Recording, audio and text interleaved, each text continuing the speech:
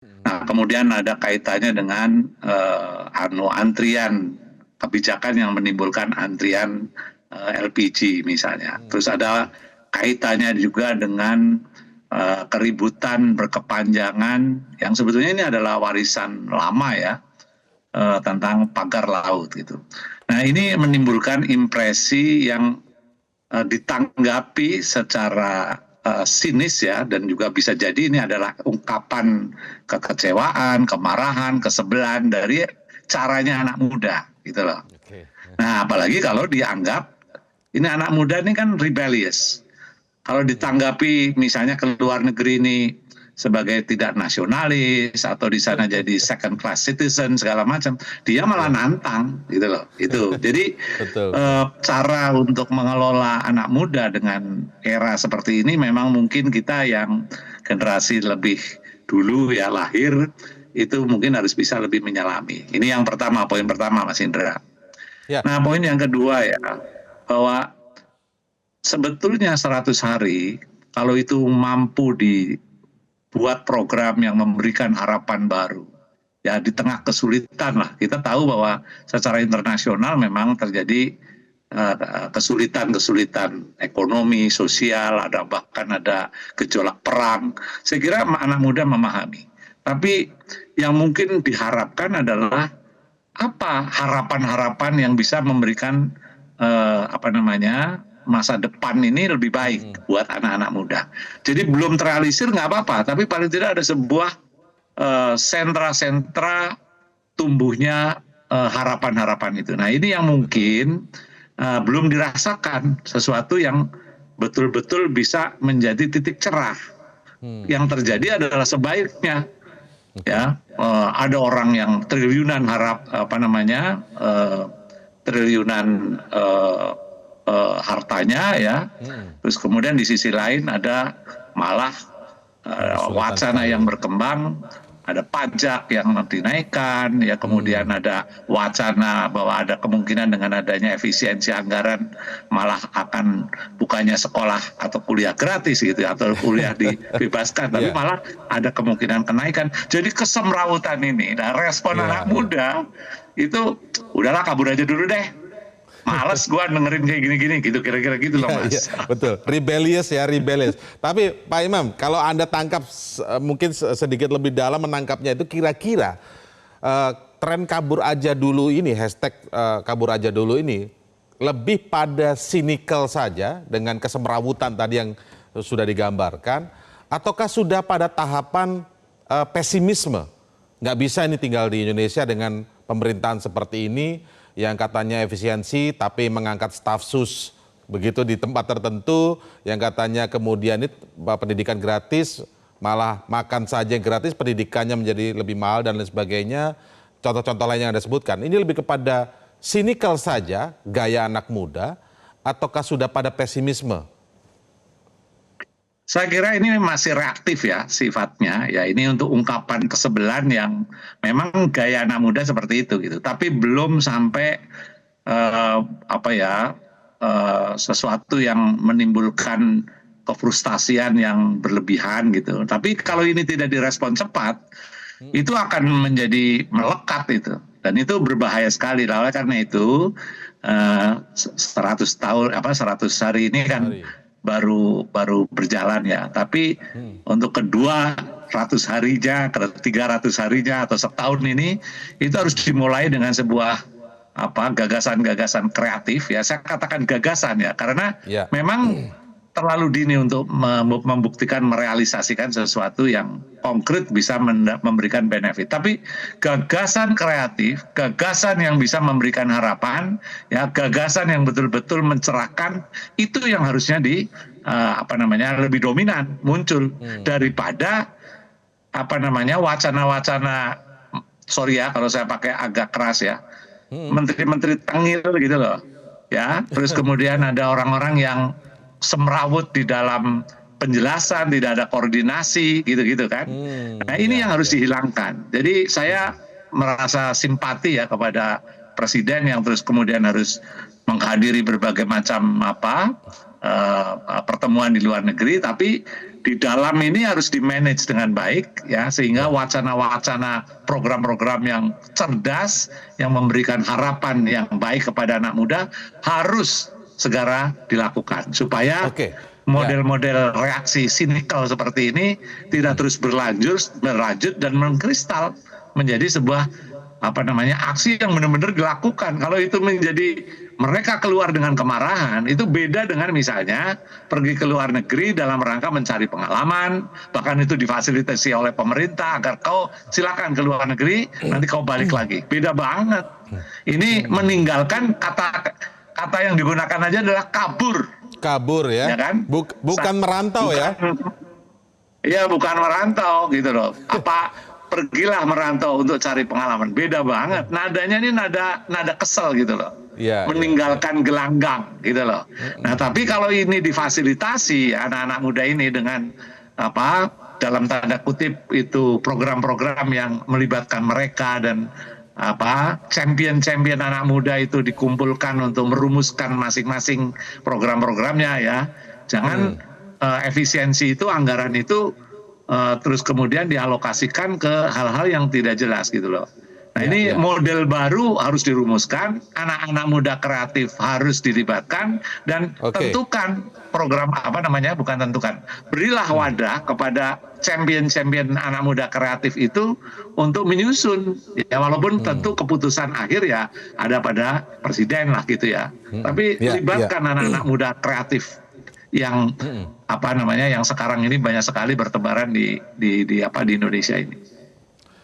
Pak Imam, apakah mungkin juga sebenarnya kan ketidakpuasan, kekesalan, kesebelan terhadap mungkin kebijakan-kebijakan pemerintah atau pemerintahan yang sedang memimpin begitu ya. Ini kan tentu tidak terjadi pada era-era sekarang saja, sebelum-sebelumnya pasti banyak juga.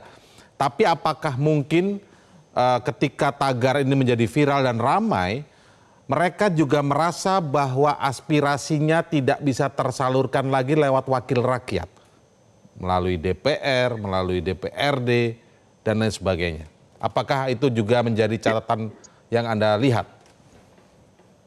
Saya kira itu gabungan ya. Kita tahu bahwa DPR itu sendiri kan agak terlambat ya untuk melakukan kritik-kritik ya terhadap program-program yang ada. Dan kita bisa pahami karena orang politik itu kan kalkulasinya seringkali bukan hal yang substantif. Maka kalkulasinya adalah kira-kira perimbangan kekuatan seperti apa yang menguntungkan, apa yang merugikan, ya kan? Kepentingan di situ lebih syarat daripada misalnya sesuatu yang bersifat mencerahkan gitu. Nah itu yang pertama saya kira ya. Tapi kalau saya tetap saja bahwa di era dunia global ya, informasi konektivitas apa yang terjadi di luar, terus kemudian dibandingkan dengan yang ada di Indonesia, sistem penggajian yang timpang, ya kan, orang-orang yang di bawah UMR lah itu udah merajalela di mana-mana, sementara ada orang yang menumpuk kekayaan yang triliunan. Kemudian ada isu oligarki ya, yang kemudian di awal-awal pemerintahan ini mulai terungkap bahwa itu mensengsarakan kalangan bawah. Nah, hal-hal seperti itu kalau ya ini kemarin sebetulnya Pak Prabowo ada ketegasan ya sebetulnya. Cuma kelihatan banget di situ masyarakat juga bisa menilai ini sebuah pertempuran di kalangan elit yang nampaknya ini agak berjalan lama ya untuk bisa memenangkan kepentingan yang memihak kepada masyarakat banyak. Tapi perubahan struktural itulah yang sebetulnya diharapkan, dan saya melihat Pak Prabowo mungkin perlu juga mengevaluasi ya janji-janji kampanye yang tidak realistis ya menurut saya. Ditahan dulu, didahulukan kreativitas untuk membangun harapan-harapan program yang menyentuh generasi muda ini ya. Sentra-sentra kreativitas, sentra-sentra, bayangkan anak-anak petani muda ya di desa-desa. Saya sendiri sedang berupaya untuk ikut terlibat di dalam misalnya membangun organic farming ya, yang di situ Oh, ada ya, kreativitas komunitas. Nah kalau itu dibiayai ya, tapi biayanya juga jangan jalur melalui misalnya jalur formal, melalui kepala desa yang kita tahu hari ini Kompas apa namanya melaporkan bahwa 60 lebih itu ternyata dijadikan ya. bancakan, misalnya gitu Oke, loh. Jadi harus pakai Pak, jalur-jalur alternatif, anak-anak betul. jujur, anak-anak Ada terobosan lah ya. berintegritas dan kreatif. Gitu. Ya, oke, Pak Imam, ini pertanyaan saya ingin lebih kepada tadi kita sudah mengulas ini sifatnya masih sinikal, gaya anak muda rebellious begitu kan, apalagi eranya media sosial. Jadi mereka punya lapaknya untuk menuangkan kekesalannya ini dengan membuat tagar kabur aja dulu begitu ya. Tapi sejauh apa kemungkinan jika tadi Anda khawatirkan ini bisa mengkristal, kemungkinan ini menjadi gerakan-gerakan yang tentu sangat juga bisa tidak produktif begitu ya bagi negara ini. Misalnya kemudian ada gerakan-gerakan terhadap yang mengkritik kebijakan pemerintah karena ini kurang lebih hampir bersamaan. Seperti kemarin kita lihat demonstrasi di berbagai titik di daerah juga di Jakarta juga tentang Indonesia gelap. Nah, ini temanya Indonesia gelap begitu. Kurang lebih yang diprotes kurang lebih sama, Pak. Bagaimana Anda melihat ini kemungkinan-kemungkinan itu ke sana dan bagaimana sebaiknya pemerintah merespon ini? Ya, jadi untuk bisa menjadikan ini gerakan yang lebih artinya memiliki energi yang lebih kuat, ya energi yang bahkan membahayakan eksistensi pemerintah, itu kan memerlukan pengorganisasian yang jauh lebih terstruktur lah. Ya. Kalau ini kan baru cetusan ya. Nah, cetusan-cetusan ini kalau tidak kemudian direspon dengan baik, itu akan menjadi bahan bakar ya, yang menurut saya akan mengarah kepada ketidakpuasan yang diorganisasikan gitu loh. Jadi bahan Nah, bakar ini ya. menjadi sangat berbahaya ya buat Baik. pemerintah yang menghendaki keberlangsungan ini.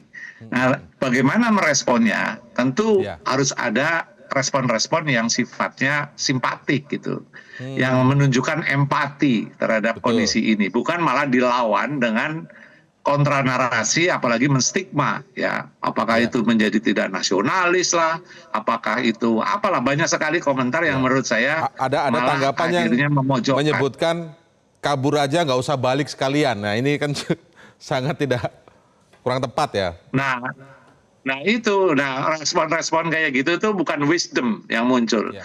Anda bayangkan ya, ini dianalogikan misalnya anak kita ngambek nih. Aku pulang, pergi aja deh, seterusnya. Nah, orang tua yang bijak tentu nggak langsung bersikeras lah. Ya udah kamu pulang aja, nggak usah pulang sama sekali gitu kan. Nah itu nanti menimbulkan apa? Kemarahan dan emosi itu bisa meledak menjadi hal-hal yang tidak produktif lah.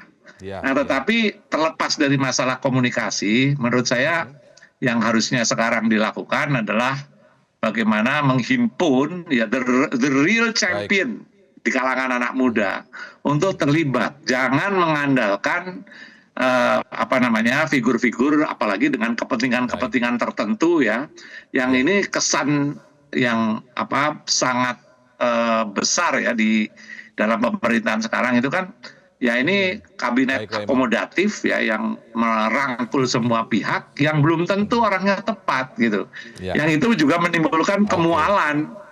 Nah, oleh karena itu di kalangan anggota staf-staf kabinet itu kan banyak juga orang-orang yang pandai lah, orang-orang yang cerdik. Itulah yang harusnya Presiden beri tempat untuk merumuskan dengan melibatkan orang-orang kreatif, anak-anak muda kreatif yang tidak selalu berada di dalam lingkaran kekuasaan. Itu yang harus segera dilakukan. Semoga ini didengar pemerintah ya, semoga semakin lebih bijak lagi tentu saja dalam menanggapi respon masyarakat. Kan memang eranya era digital, setiap orang mengungkapkan kekesalannya dengan secara sinikal dan lain sebagainya. Intinya itu adalah lebih pada mengkritisi pemerintah dan mungkin saja pemerintah bisa juga tentu bercermin dan memperbaiki kinerjanya bagi masyarakat. Terima kasih Pak Imam Prasojo atas waktunya bersama kami di Metro hari ini. Selamat sore Pak Imam. Jelajahi cara baru mendapatkan informasi. Download Metro TV Extend sekarang.